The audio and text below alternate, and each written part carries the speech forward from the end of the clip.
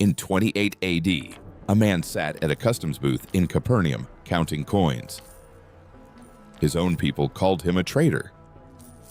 He worked for Rome, bled his neighbors dry, and built a wall of gold between himself and their contempt. A carpenter walked up to that booth and said 2 words that shattered everything. Follow me.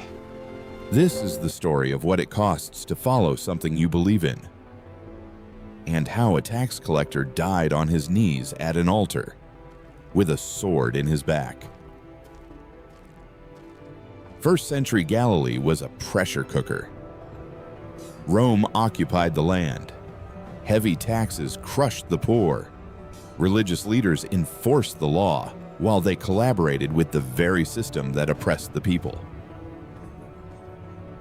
And in the middle of it all sat men like Levi. He was the son of Alphaeus. He sat at a customs post in Capernaum, a fishing town on the northwestern shore of the Sea of Galilee. Capernaum sat at a crossroads. The Via Maris, the great road of the sea, ran right through it. Merchants brought goods from Damascus and beyond. Fishermen hauled their catches to the docks. Travelers passed through from every direction. And at that crossroads sat Levi, collecting tolls for Herod Antipas, the Jewish tetrarch who ruled that region at Rome's pleasure. He wasn't a high official. He was a telones, a local toll collector at a specific booth, stopping travelers, checking their goods, taking his cut. Levi didn't work for a salary. The Roman tax system operated through a practice called tax farming. Wealthy men bid for the right to collect taxes in a region. They paid Rome a fixed amount, and then they collected as much as they could from the population. Whatever they collected above that quota was profit. So tax collectors had a structural incentive to overcharge, intimidate, and bleed their own neighbors dry. That's what Levi did. He stopped fishermen at the docks. He checked the merchants' carts. He counted coins, kept ledgers, and managed accounts. While Peter and Andrew and James and John worked with their hands, Levi worked with numbers. And he was good at it. Here is what you need to understand about the world Levi lived in. The Jewish people divided everyone into 2 categories: the righteous and the sinners. And at the very bottom of the sinner category sat the tax collectors. They were listed alongside prostitutes, alongside murderers, alongside Gentiles. They were ritually unclean. You couldn't eat with them. You couldn't pray with them. You couldn't marry into their families. A tax collector was, in the eyes of the religious establishment, beyond redemption. Levi knew this. He walked through the streets of Capernaum and felt the stares. He saw mothers pull their children close when he passed. He heard the whispers behind his back. He felt the doors that wouldn't open to him. He knew that in the synagogue, his name was spoken with the same breath as the word sinner. But he also had money. And money has a way of numbing things. So he sat at his booth day after day, counting what belonged to Caesar, and building a wall of coins between himself and the contempt of his own people. Then Jesus walked by. Follow me. We don't know what Levi saw in that moment. The Gospels don't tell us what passed between them. But something happened. Something that no amount of historical skepticism can explain away. Jesus looked at him and said, "Follow me." It was 2 words. There was no sermon. There was no negotiation. There was no contract. There was no command to leave his sins first and then come back. Just follow me. Levi got up. He left the booth. He left the money. He left the ledgers. He left the security. He left everything. He was a tax collector. He was used to making change. Now he made the quickest change of all. That same day, Levi did something extraordinary. He threw a party. Not a small party. A great banquet. The Gospel of Luke tells us he held a feast at his house, and a large crowd of tax collectors and others came to eat with Jesus. Think about that. Levi could have slipped away quietly. He could have shut the door on his old life and never looked back. Instead, he opened his house wide.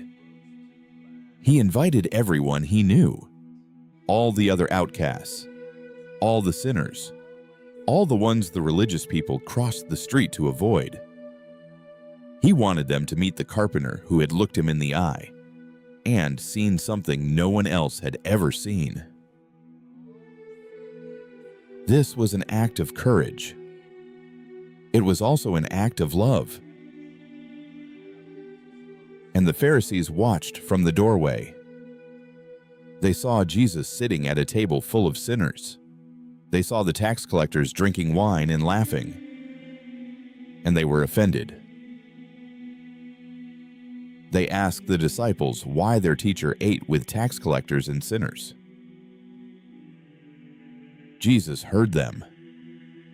And he answered with words that still echo across 2,000 years. It isn't the healthy who need a doctor, but the sick. I haven't come to call the righteous, but sinners. That's the whole point. Jesus didn't come for people who had it all figured out. He came for the ones sitting at the booth, counting coins, building walls, drowning in the quiet despair of a life spent chasing things that don't last. He came for Levi. And Levi was never the same again. From that day forward, Levi was known by a new name, Matthew. It means gift of God. He left behind the name Levi, the name of a tax collector, the name that carried the weight of his old identity, and he took on a new one, the name of a disciple, the name of a man who had been given a second chance. Matthew walked away from a lucrative racket, not a boring desk job. He abandoned position, power, and predictable income. He traded a comfortable home for sleeping on the ground. He traded regular meals for eating whatever strangers offered. He traded respect for contempt, security for danger. He made enemies of the people he had once worked with. And he was still not accepted by the religious leaders he now followed. The other disciples even appointed Judas Iscariot as their treasurer, instead of Matthew, even though Matthew was the one with financial expertise. That tells you everything about how they saw him. Even among the 12, he was still the tax collector. He gave up his family ties. A tax collector couldn't marry into an observant family. He couldn't pray in the synagogue. Couldn't eat with his own people. When he left that booth, he didn't just lose income. He lost every social connection he had rebuilt with his money.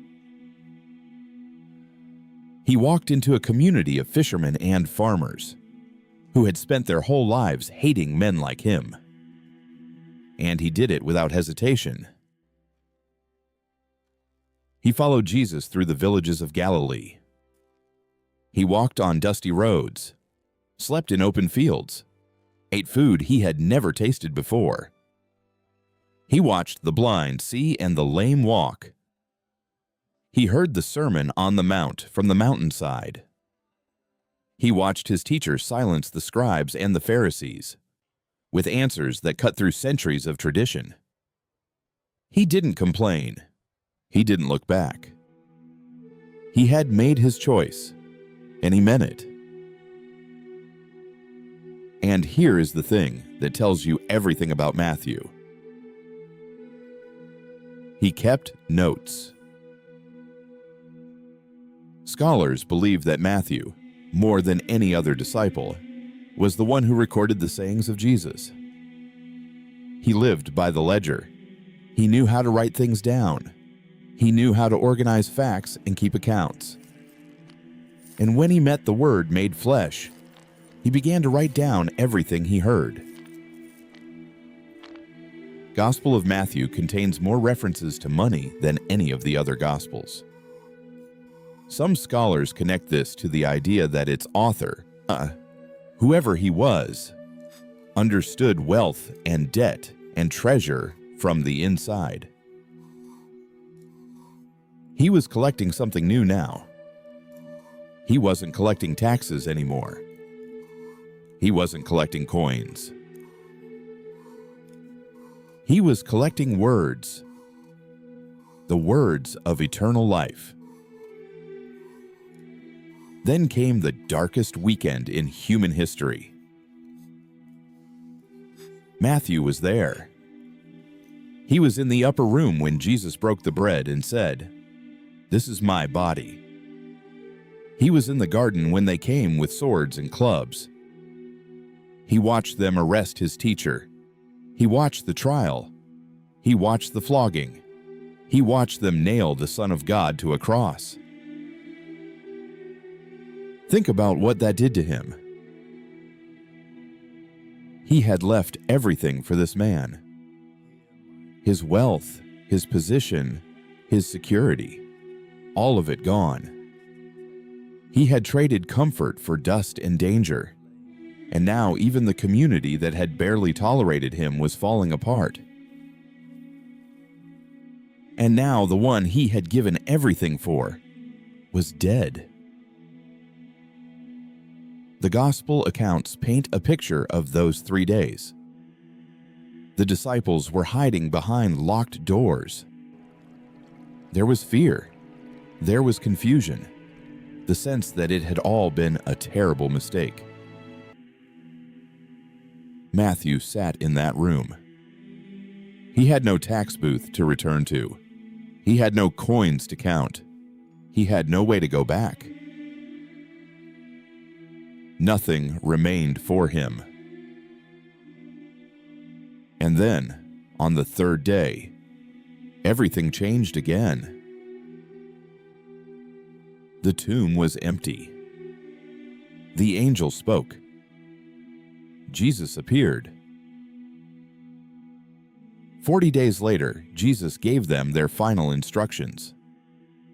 "Go therefore and make disciples of all nations, baptizing them in the name of the Father, and of the Son, and of the Holy Spirit, teaching them to observe all that I have commanded you." Matthew heard those words, and he would spend the rest of his life obeying them. The early church fathers tell us that Matthew preached the gospel to the Jewish community in Judea for about 15 years. He stayed close to Jerusalem. He preached to his own people, to the ones who had rejected his teacher, to the very religious leaders who had called him a sinner. He told them the Messiah had come. He told them the kingdom was open to everyone. But after 15 years, the world he had built in Judea began to crumble. Somewhere around the year 42 AD, persecution broke out in Jerusalem.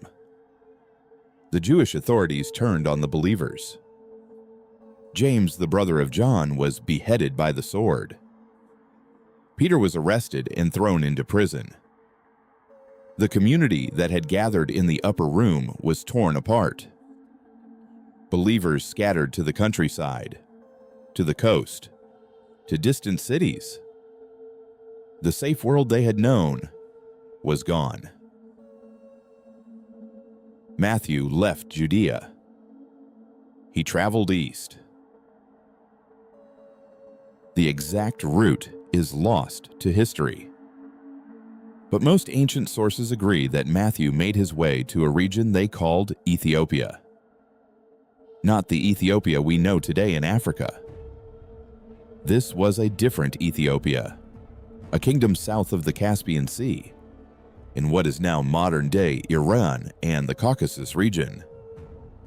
A land of mountains and fire worshippers, of magicians and the pagan kings, of peoples who had never heard the name of the God of Israel. Here, Matthew would do his greatest work. And here, he would die. When Matthew arrived, the king was a man named Agabus. The people were pagans who worshipped idols.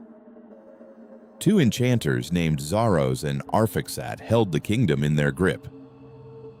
They performed tricks and claimed divine power. They made the people believe they were gods. And the king listened to them. Matthew exposed their frauds.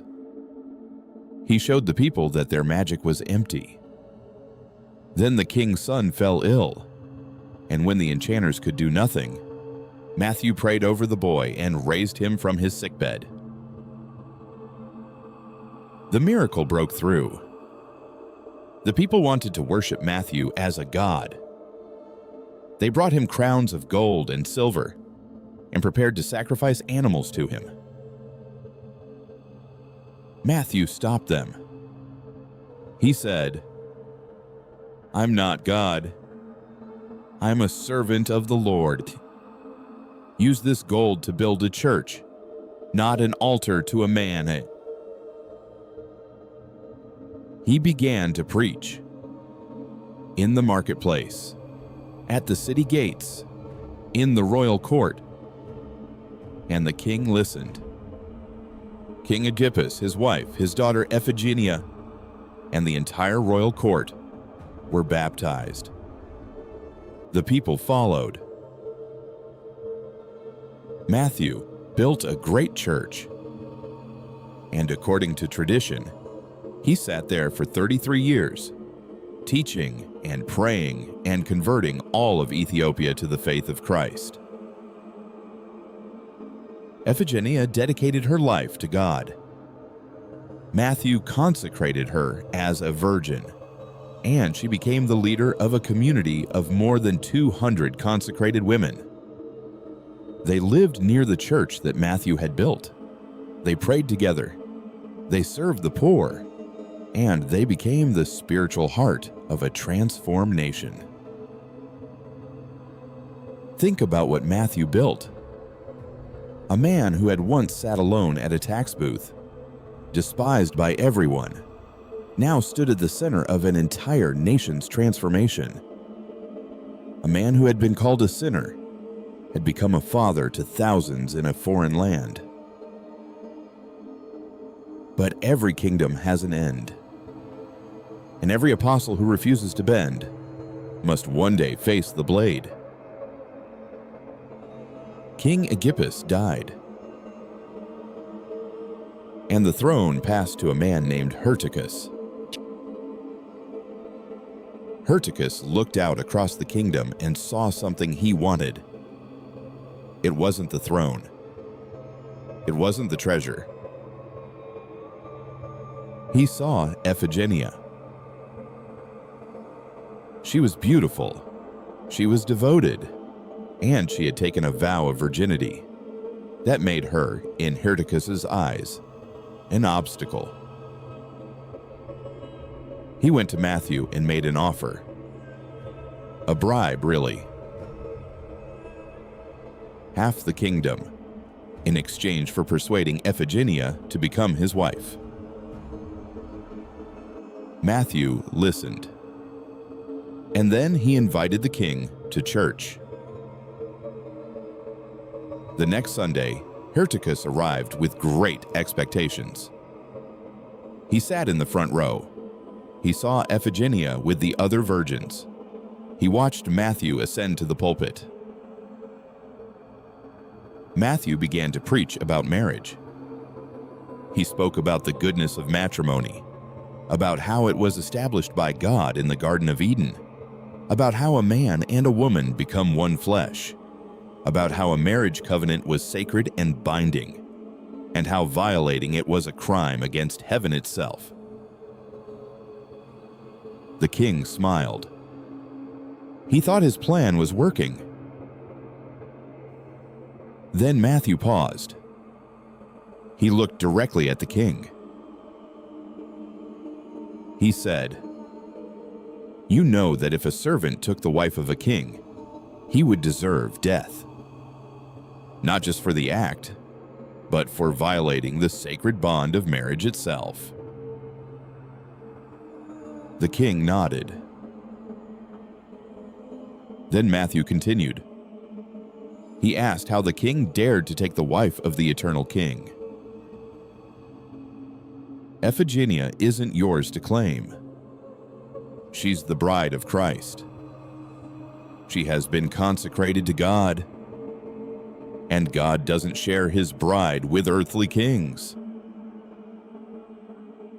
The silence in the church was absolute. Hyrtacus stood up. His face was red. His hands were shaking. He walked out. The king didn't wait. Matthew finished the Mass. He stood at the altar, his hands raised to heaven, praying. And a swordsman entered the church. He drew his blade. Matthew didn't run. He didn't try to bargain. He had spent his life collecting taxes for an earthly empire. He had spent the rest of it collecting souls for a heavenly one.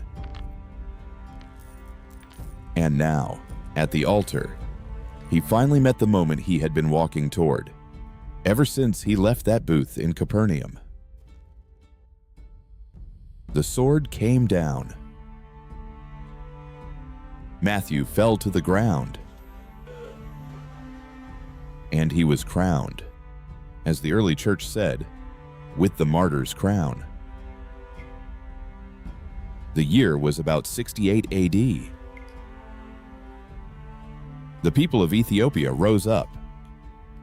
They stormed toward the palace to avenge their apostle. The priests and deacons barely held them back.